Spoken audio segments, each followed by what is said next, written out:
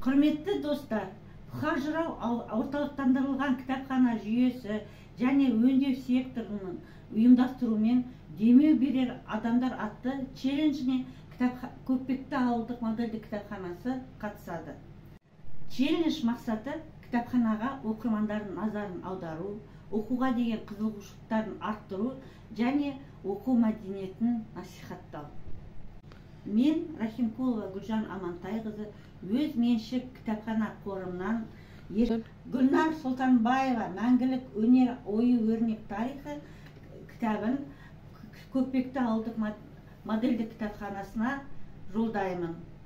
Келесі челленджді Көкпекті ауылдық модельді кітапханасының оқырмандарына челленджі жолдаймын.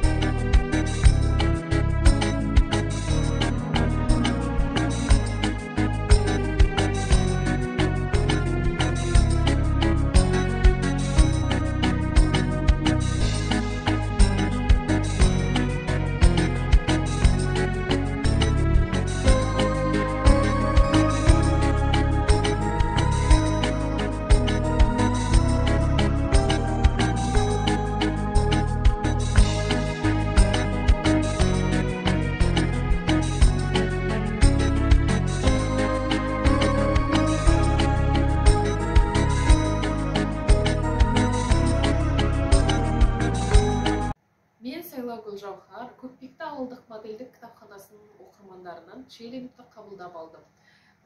Өзімнің кітап қорымнан Ыбырай Алтынсариннің әңгімелер жинағын кітапханаға сыйлаймын. Осы челленджді Үштөбе ауылдық модельдік кітапхана клубына жолдаймын.